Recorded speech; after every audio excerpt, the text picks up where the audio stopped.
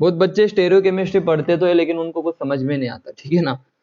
डायस्टेरियोमर कभी बोल सकते हो, कभी इनैंशियोमर बोलेंगे, उनको ही पता होता है कि वो क्या बोल रहे हैं। अब मेरी बात ध्यान से सुनो, मेरा एक एग्जाम्पल है आपके सामने, देखो ये वाला एग्जाम्पल अभी मैंने लिया कि Cl है, Cl है और यहाँ पे Cl, C double bond Cl, ये सीस ट्रांस है, ठीक है ना, ये आपका सीस है और ये आपका ट्रांस है। आपसे पूछा कि इन दोनों में क्या रिलेशन है, तो क्या ये एक दूसरे की मिरर इमेज है, तो आप बोलोगे no, not mirror image is known as diastereomer. तो ऐसे क्वेश्चन भी आपके एग्जाम में देखने को मिलते हैं। तो बिल्कुल जो बच्चा कभी जानता ही नहीं डाया स्टेरियोमर क्या होते हैं, वो बच्चा आंसर नहीं दे पाता। लेकिन आप बच्चे होशियार हो कि अगर सिस ट्रांस दिखाई दे या नॉट मिरर इमेज दिखाई दे, नॉट मिरर इमेज दिखाई दे बच्चों, नॉट मिरर इमेज दिखाई दे, उन्हें हम बोलेंगे डाया स्टेरियोमर। बिल्कुल समझ में आया सभी को? बोलो अब क्लियर है सभी को? एक और एग्जांपल आपके सामने, फिर आप ही समझ जाओगे कि नहीं सर आप बिल्कुल सही पढ़ा रहे हो, ठीक है ना। देखो वैसे मैं सही पढ़ाता हूं, ये CH3 ऊपर की तरफ और एक CH3 नीचे की तरफ, सिमिलरली एक CH3 ऊपर की तरफ, दूसरा CH3 ऊपर की तरफ। देखना समझना मेरी बात को, दूसरा CH3 ऊपर की तरफ।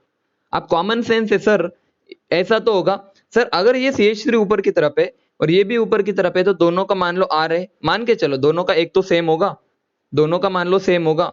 और सर अगर ये CH3 नीचे की तरफ है तो मान लो इसका S है, लेकिन सर ये ऊपर की तरफ है तो इसका क्या होगा, इसका भी तो, मतलब आप सोच के चल सकते हो कि कॉन्फ़िगरेशन दो सेंटर पे तो सेम है। देखो इन दो सेंटर्स पे रेड से दिखा रहा हूं, इन दो सेंटर पे तो कॉन्फ़िगरेशन सेम है, लेकिन इन दो सेंटर पे कॉन्फ़िगरेशन अलग है, यानी कि दो तो RR है लेकिन एक RS है। तो फिर से वही चीज सर, ये कौन होगा, एक दूसरे के डायस्टेरियोमर। मान लो किसी को ये नहीं बात समझ में आती, मान लो किसी को RS से नहीं समझ में आता, लेकिन अरे आपको इतना तो समझ में आता है ना, क्या क्या समझ में आता है, इनकी मिरर इमेज लेके देख लो, क्या ये एक दूसरे के मिरर इमेज है? बोलो बच्चों, क्या ये एक दूसरे के मिरर इमेज है? तो आप बोलोगे sir not a mirror image, not a mirror image. देखो ना यार, नॉट अ मिरर इमेज, ये से मतलब देखो ये तो सेम है सर, ये तो सेम नहीं, सॉरी ये पूरा मिरर इमेज ही नहीं है, ठीक है ना। तो इसे हम बोलेंगे एक दूसरे के क्या हो जाएंगे, डाया स्टेरियोमर। अभी सभी को क्लियर है बच्चों? मैसेज करो, सभी बच्चों को डाया स्टेरियोमर वाली चीज क्लियर है? एक बार मुझे बताओ, कंफर्म कर दो मुझे कि आप सभी को डाया स्टेरियोमर क्लियर है। बस आपको चेक करना होता है कि नॉट अ मिरर इमेज, आपको बहुत है इतना भी, अगर आपको इतना भी आ गया ना कि मिरर इमेज नहीं है तो भी बहुत है। अब मैं आपसे एक क्वेश्चन पूछता हूँ, अब एक क्वेश्चन है मेरा आप सभी के लिए, एक सिंपल क्वेश्चन है आप सभी के लिए, मुझको आंसर देना। देखो OH OH C double bond OH। अब मेरे क्वेश्चन का बहुत सोच समझ के आंसर देना। मुझे बताओ रे, ये कंपाउंड और H देखो मैं क्या कर रहा हूँ, बहुत खतरनाक चीज कर रहा हूँ मैं, OH H OH, दोनों में क्या डिफरेंस है?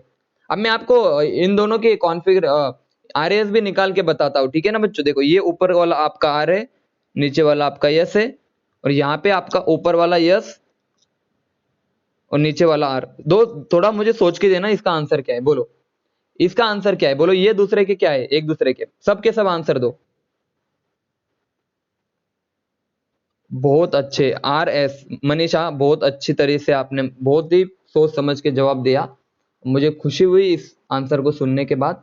देखो सभी ने इनएंशियोमर सोचा होगा, लेकिन अगर इसको अच्छे से देखा ना आपने, इसको अगर मैं 180 से रोटेट कर दूं, इस तरह से अगर मैं इसको रोटेट कर दूं तो आपको यही चीज मिलेगी ना यार। आप सोचो ना, ये COH नीचे आ जाएगा, बस ये S ऊपर चला जाएगा।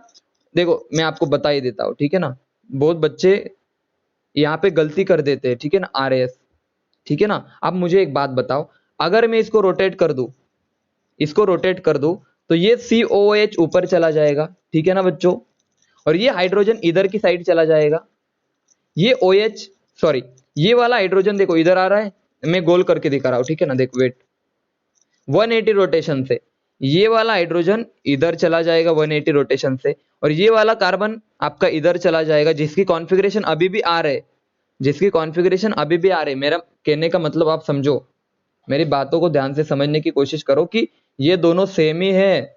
और आपको मैं थोड़ा सा ये भी बता देता हूं कि कैसे सेम है। देखो इसकी कॉन्फ़िगरेशन क्या है, आर, नीचे वाले की क्या है एस, यानी कि सर अब इसको नंबरिंग दो, नंबरिंग छोड़ो, मैं आपको थोड़ा सा डेमो बता देता हूं। अगर मैं यहां से एक प्लेन पास करूं, आर एस को भी छोड़ दो फिलहाल, अगर मैं यहां से एक प्लेन पास करूं,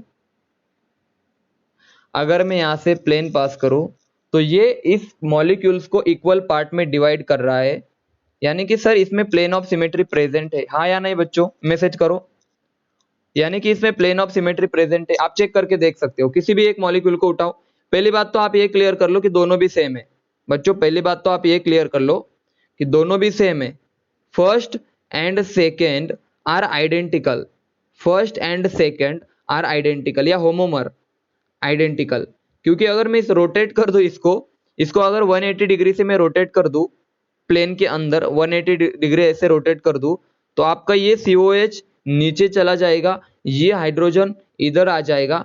अगर इसकी RAS है तो इसकी RAS ही रहेगी, ठीक है ना। बस इसको हमने उल्टा लिखा है, लिखते समय उल्टा लिखा है, यानी कि ये दोनों एक दूसरे के क्या है, होमोमर है या फिर आइडेंटिकल कंपाउंड है। लेकिन मुझे ये चीज नहीं बतानी आपको, मुझे क्या बताना है, आप इस कंपाउंड को देखो, इसी कंपाउंड को देखो सामने वाले। एक मिनट, हाँ क्या बोला, इनएंशोमर नहीं है देख, हाँ इसीलिए तो ये बता रहा हूं ना, इनएंशोमर ऐसे नहीं होते, ठीक है ना। वेट, मैं आपको क्या बताना चाहता हूँ वो समझो। आप इस एक कंपाउंड को देखो, किसी भी, इसको हटा देता हूं फिलहाल में। हाँ अगर मैं इस एक कंपाउंड को देखूं तो यहां से अगर कट करो, देखो इनएंशोमर में प्लेन ऑफ सिमेट्री नहीं थी, ठीक है ना। मैं ऊपर अलग ग्रुप, अरे याद करो ना, ऊपर अलग ग्रुप ले रहा था और नीचे CH3 ले रहा था, याद आया, कुछ अलग ग्रुप ले रहा था ना मैं, कुछ समझ में आया। अभी जब इनएंशोमर में पढ़ा रहा था तब देखो ऐसे अलग ग्रुप पढ़ा रहा था बच्चों, अब समझ में आया सभी को। तब मैं दोनों अलग ग्रुप ले रहा था, लेकिन अब ग्रुप तो सेम है ना दोनों भी। अब दोनों ग्रुप सेम है, और अगर ग्रुप सेम है तो सर इसमें प्लेन ऑफ सिमेट्री प्रेजेंट होगी।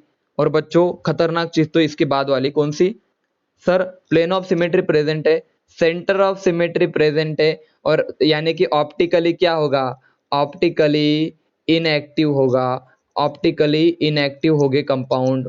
और जो कंपाउंड ऑप्टिकली इनएक्टिव होते हैं, जिनमें प्लेन ऑफ सिमेट्री प्रेजेंट होती है, सेंटर ऑफ सिमेट्री प्रेजेंट होते हैं, और दो सेंटर होते हैं, यहाँ पे लिख देता हूं, दो सेंटर होते हैं। ये तीन चीजें चाहिए, कौन कौन सी, जो कंपाउंड, जिन कंपाउंड में प्लेन ऑफ सिमेट्री प्रेजेंट हो, देखो दिखाई दे रही सभी को plane of symmetry, plane of symmetry दिखाई दे रही है।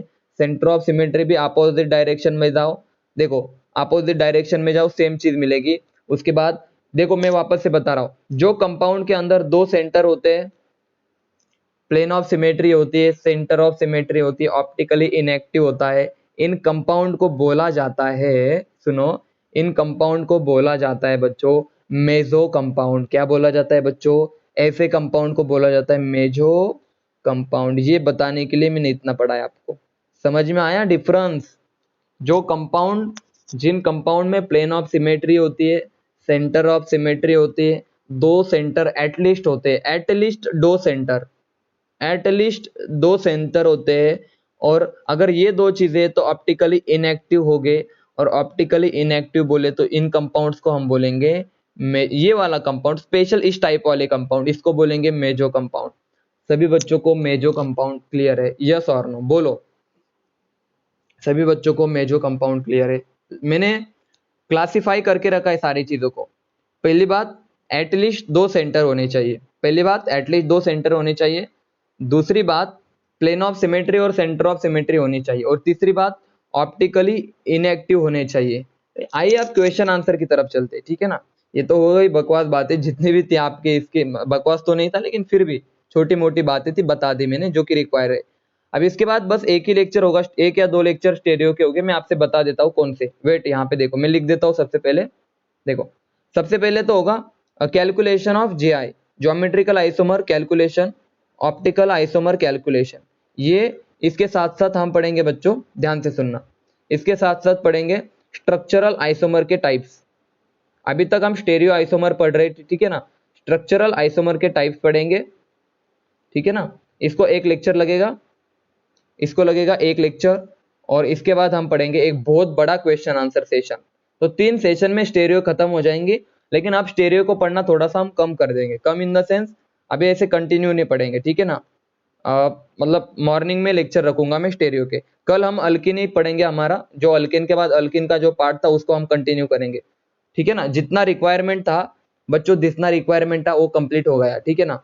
जितना रिक्वायरमेंट था अल्किन का वो हमने कवर कर दिया है, ठीक है ना। आप क्वेश्चन आंसर देखते हैं, थोड़ा सा देखो, सब क्वेश्चन आंसर पढ़ेंगे फिर आपको कॉन्फिडेंस आएगा, ठीक है ना।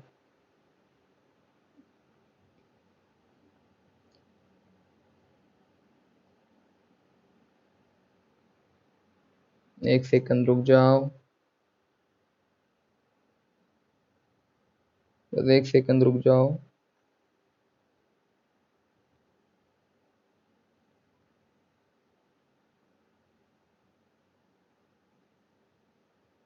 स्टेरियो ना, एक सेकंड, हाँ एक सेकंड बस, आ गए हम, मिल गया। चलो क्वेश्चन नंबर 1 की तरफ। बच्चों सबको पहले तो ये बताओ, क्वेश्चन दिखाई दे रहा है, बोलो क्वेश्चन दिखाई दे रहे हैं सबको, क्वेश्चन दिखाई दे रहे हैं सबको। देखो सबसे पहले तो आप ये वाला क्वेश्चन देखो कि which of the following does not show geometrical isomer, इनमें से कौन ज्योमेट्रिकल आइसोमेरिज्म शो नहीं करेगा। तो मैं पहला एग्जांपल ले लेता हूं, देखो 1,2 डाइक्लोर कौन सा है, 1,2 डाइक्लोरो 1 पेंटिन, ठीक है, मैं इनको लिख देता हूं। दूसरा एग्जांपल आपके पास क्या है, 1,1 डाइक्लोरो, देखो 1,3 लिख देता हूं, 1,3 डाइक्लोरो 2 पेंटिन। उसके बाद कौन सा है, 1,1 डाइक्लोरो 1 पेंटिन। उसके बाद 1,4 डाइक्लोरो बेटा 2 पेंटिन, ठीक है। चलो इसको हम नेक्स्ट पेज पे चलते हैं, मतलब कौन सा वाला पेज, पेज नहीं, इसको थोड़ा हम बड़ा कर लेते हैं, ठीक है। देखो ये आपके सामने व्हाइट स्क्रीन अब दिखाई दे रही होगी। देखो क्वेश्चन नंबर, पहले तो इसको अच्छे से लिख लो, क्या है, 1,2 डाइक्लोरो 1 पेंटिन। 1,2 डाइक्लोरो 1 पेंटिन का मतलब सर 5 कार्बन है, निकालो निकालो यार 5 कार्बन, 1 2 3 4, बोलो 1 2 3 4 और 5, एकदम धीरे धीरे सॉल्व करना। देखो पेंटिन है, उसके बाद 1 और 2 पे डाइक्लोरिन है, यानी कि 1 और 2 पे क्लोरीन है, 1 पे और 2 पे क्लोरीन है। और पेंटिन है बोले तो कौन सा बॉन्ड होगा 1 और 2 पे, बोलो कौन सा बॉन्ड है वहां पे, डबल बॉन्ड होगा, सही है ना।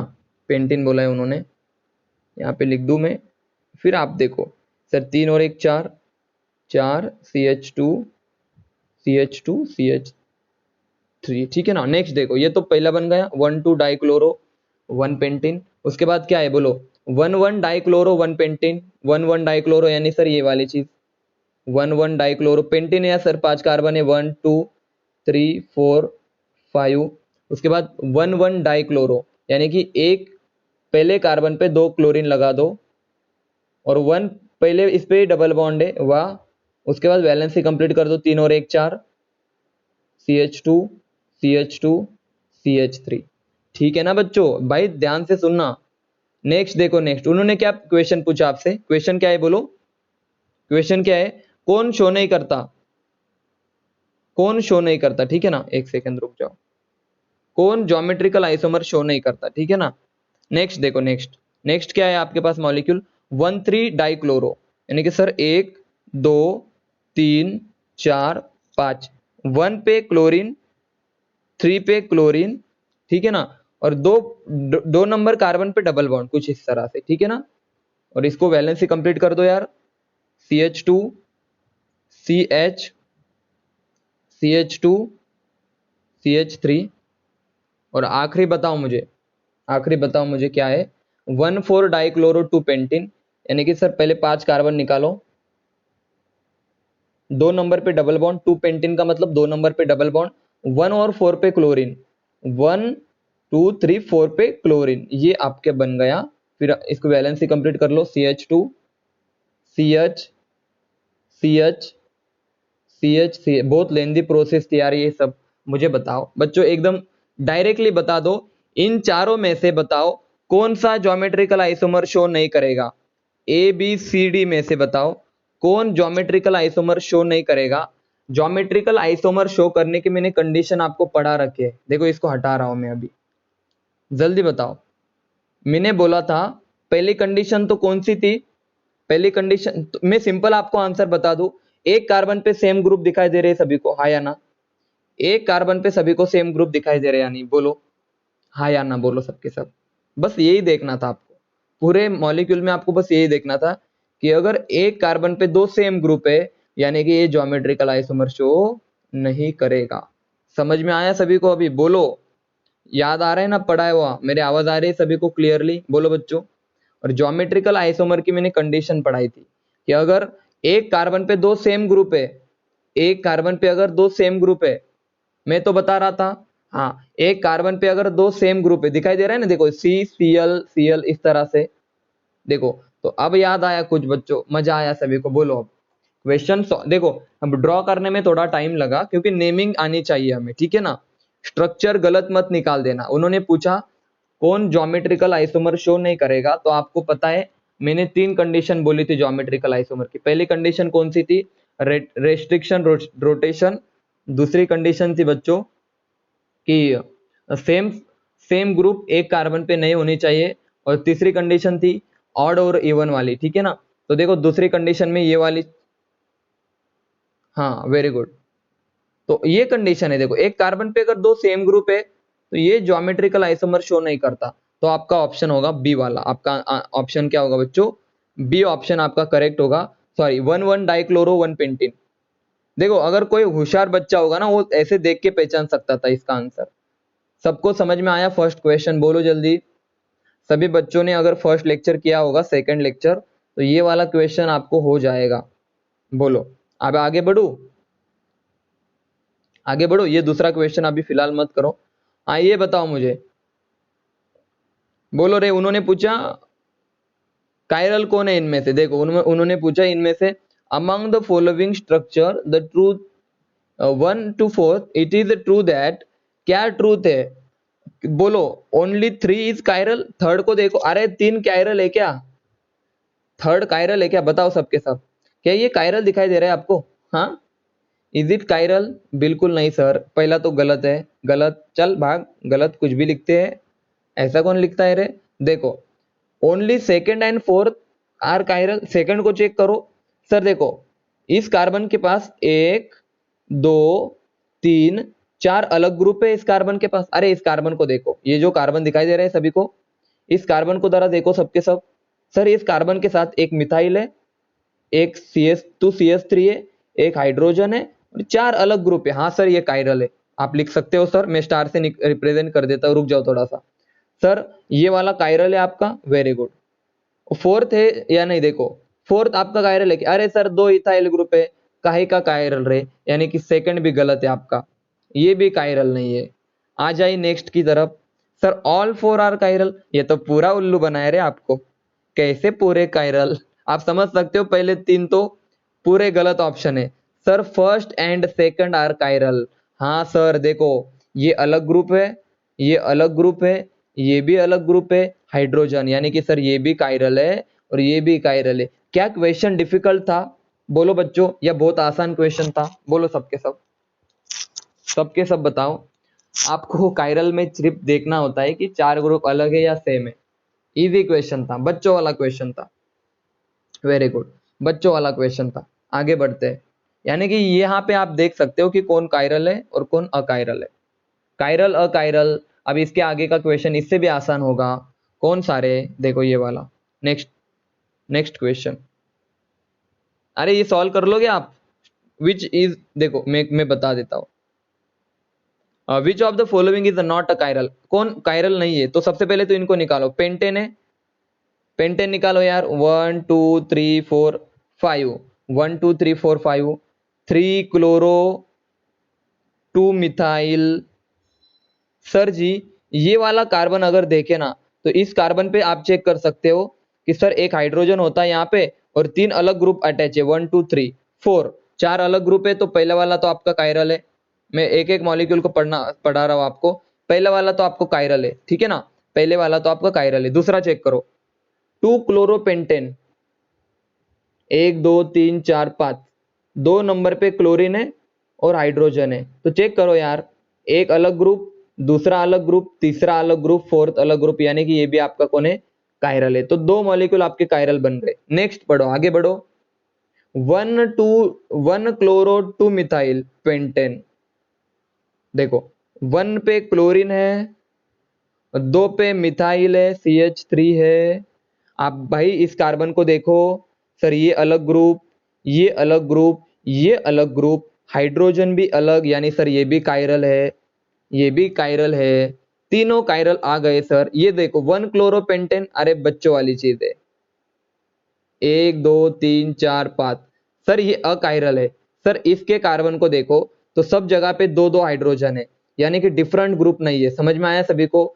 सब जगह पे आप चेक कर सकते हो, हाइड्रोजन हाइड्रोजन, यानी कि सेम ग्रुप, सारी जगह पे सेम सेम ग्रुप है, ठीक है ना।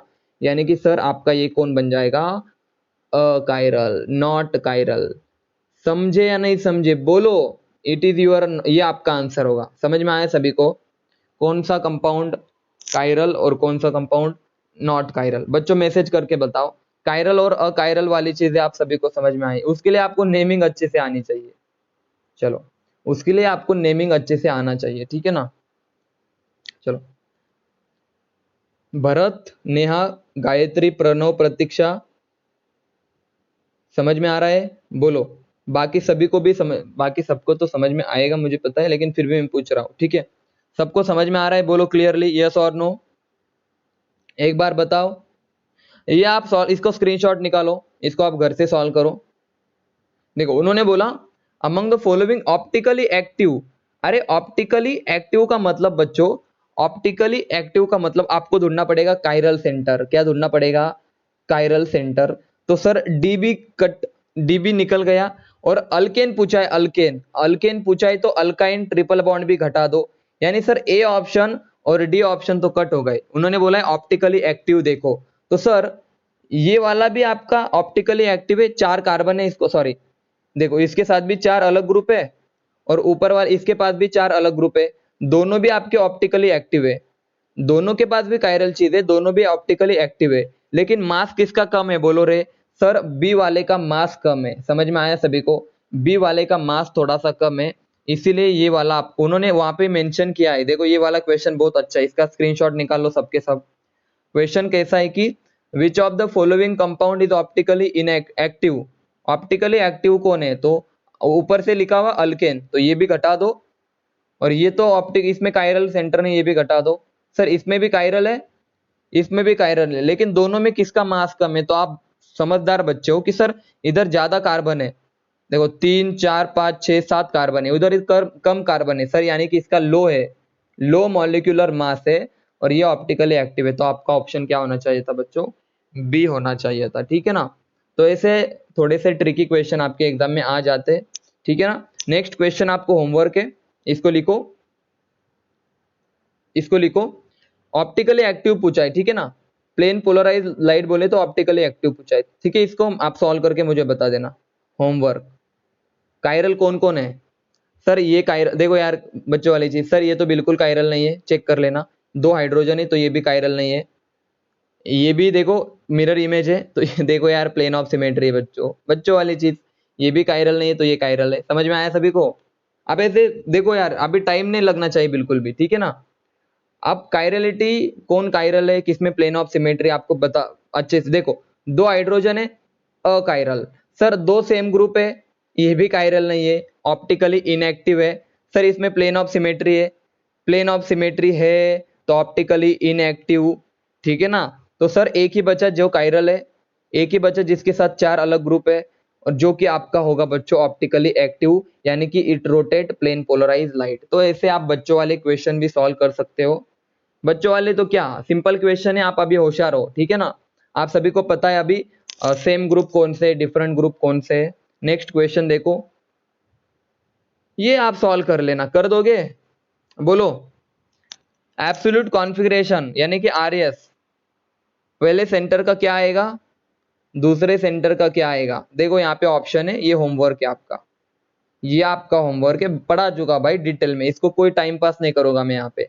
मुझे सेंड कर देना होमवर्क, स्क्रीनशॉट निकालो, ये आपका होमवर्क है, ठीक है ना। आरएस कॉन्फ़िगरेशन मुझे सेंड कर देना, पहले सेंटर का क्या आएगा और दूसरे सेंटर का क्या आएगा। उसके बाद हाँ, कौन ज्योमेट्रिकल आइसोमर शो करेगा कौन नहीं शो करेगा, आपको वही कंडीशन चेक करनी है। पहले स्ट्रक्चर बनाओ बच्चों, और ज्योमेट्रिकल आइसोमर के कंडीशन चेक करो कौन कौन से मैंने पढ़ा रखे, ठीक है ना। तो ये भी आपका होमवर्क है, ये भी आपका होमवर्क है, ठीक है ना, कि कौन ज्योमेट्रिकल आइसोमर शो करेगा और कौन नहीं करेगा। आगे बढ़ता हूं, आखिरी वाला क्वेश्चन देख लेते हैं। हाँ ये वाला ठीक है, बस इतने, ठीक है ना, सफिशिएंट। अब मुझे बताओ, आज जो पढ़ाया सभी को समझ में आया, बोलो। ज्योमेट्रिकल आइसोमर पहले पढ़ा चुका हूँ, ऑप्टिकल एक्टिविटी के बारे में, plane of symmetry, centre of symmetry, chirality, जो भी चीजें बताए, आई होप सबको क्लियर है। उसके बाद मैंने आरएस के बारे में बताया, एनेंशियोमर्स बताए मैंने, डायस्टेरियोमर बताए, होमोमर्स बताए, आइडेंटिकल कंपाउंड बताए, ठीक है ना। सारी चीजें आप घर पे जाके रिवाइज कर लो। आज और कल परसों 2-3 दिन आप सब क्या करना, सबके सब रिवाइज कर लेना। 2 दिन स्टेरियो की क्लास नहीं होगी, 2 दिन आपकी क्लास चलेगी अल्किन की। और अब देखना, अब बच्चों मजा आ जाए, अब मजा आने वाला है। मैं अल्किन की स्टेरियो डिस्कस करूंगा बच्चों, अल्किन की स्टेरियो केमिस्ट्री डिस्कस करूंगा, यानी कि रिएक्शन में स्टेरियो केमिस्ट्री। आय हाय मजा आ जाएगा। क्या बोला मैंने, रिएक्शन में स्टेरियो केमिस्ट्री अल्किन की। और यहां से आपके नीट के एग्जाम में बहुत सारे क्वेश्चन आते हैं, ठीक है ना, एज इट इज क्वेश्चन आएंगे जो मैं पढ़ाऊंगा। समझ में आया आप सभी को। वो बोलेंगे कि प्रोडक्ट में इनेंशियोमर बनेंगे या प्रोडक्ट में मेजो कंपाउंड बनेंगे, ऐसे क्वेश्चन आएंगे आपको, ठीक है ना। तो अब स्टेरियो पढ़, कल आने से पहले रिवाइज करके आना, कल आने से पहले बच्चों रिवाइज कर लेना, ठीक है ना। सभी को अभी गुड नाइट, आज थोड़ा ज्यादा सेशन ले लिया मैंने, चलो बाय बाय।